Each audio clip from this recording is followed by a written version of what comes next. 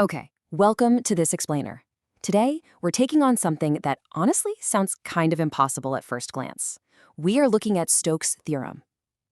Imagine trying to track every single tiny movement inside a massive, complex, swirling 3D field. Right? Like picture having to measure the energy flux of a raging ocean, or tracking the invisible electromagnetic forces around a whole planet, and having to account for literally every single point in that vast space. Sounds like an absolute computational nightmare, doesn't it? It feels like the kind of problem you'd need a supercomputer to grind away at for years. But as you'll see, there's actually this incredibly elegant shortcut. It's a mathematical trick that radically simplifies how we understand vectors behaving in 3 dimensions. Seriously, just think about this for a second. How do we actually calculate 3D circulation? I mean, imagine a magnetic field twisting and wrapping really tightly around a conductive wire. If you had to track every microscopic point throughout all of space just to figure out what that field is up to, well, you'd be calculating until the end of time.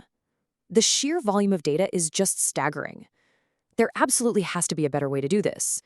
We need a way to grasp the whole picture, to capture the total flow and spin of a system without getting eternally lost in an infinite sea of spatial coordinates. Well, here's our magic key to escaping those infinite calculations, Stokes' theorem.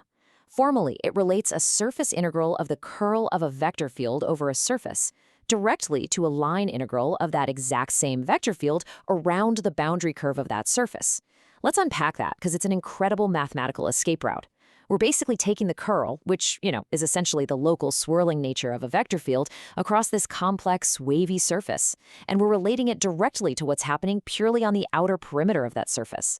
It literally transforms a super intimidating, high-dimensional problem into a totally manageable calculation. So we basically have two choices when we need to measure this field. First, there's the hard way, the surface integral of the curl. That involves painstakingly calculating the swirl at every single point across an entire curved 3D surface. Imagine trying to measure the wind direction and speed at every square inch of a giant parachute billowing out in the wind.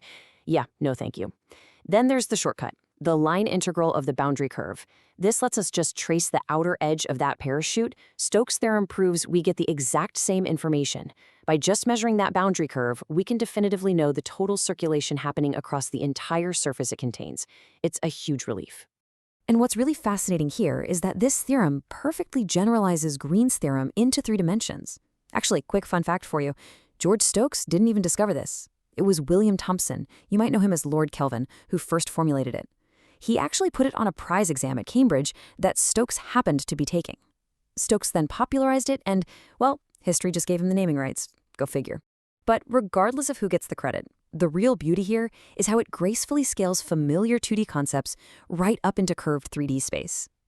It takes our intuitive understanding of flat 2D planes and shows us that those exact same foundational rules govern our 3D reality. Just think about the sheer power of this simplification. Swirling behavior across a curved surface is captured entirely by its boundary edge. No matter how that surface bends, warps, or curves in space, its total curl is dictated purely by its perimeter. I always like to think of it like blowing a soap bubble through one of those little plastic wands. That bubble can fluctuate, stretch, and deform into all sorts of wild shapes in the wind, right? But the mathematical total of its surface curl, that is entirely locked in by that rigid plastic ring at the base. It is just a stunning topological truth. So why does this actually matter outside of a math textbook? Well, it's absolutely fundamental to our physical world. Let's look at a few real-world examples. First, electromagnetism. Through Maxwell's equations, this is literally the engine connecting magnetic fields to electric currents. It's how we understand the generation of electricity itself. Then you have fluid dynamics. Aerospace engineers use this exact principle to analyze vorticity and 3D flow around aircraft wings. And for sure, computer graphics and physics simulations. This theorem is what allows developers to efficiently calculate surface-based physics, meaning they can run complex environmental rendering in your favorite video games without completely melting your computer's processor. Okay, let's see this in action step by step. Step 1. Observe a closed loop around a current-carrying wire. We want to calculate the circulation of the magnetic field around this loop in space. Now, step 2, if you really want to take the long route, you compute this as a surface integral of the field's curl. You'd have to imagine a surface stretching across that loop and painstakingly measure the magnetic field's interaction across every single point of that surface area. Or, and this is step 3, you compute it as a line integral directly around the physical boundary loop itself. You just walk that 1D perimeter. Done. Two approaches, exactly the same result. The math completely guarantees it. Whether you take the grueling path, measuring across a wildly undulating 3D surface, or you just walk the elegant, simple boundary loop, the calculations yield the exact same number. I mean, how cool is that? It's just such a profound display of how beautifully mathematics maps onto our physical world. It reveals these hidden symmetries that let us completely bypass mountains of data just to find the clean, objective truth at the center of a system. So, as we've seen, Stokes' theorem masterfully connects 3D surfaces to their 1D boundary curves. But this actually reveals a deeper, even more powerful mathematical pattern: the divergence theorem. This is the analogous relationship that takes this exact same mathematical logic and pushes it even further, connecting full 3D volumes directly to their bounding surfaces. Think about it.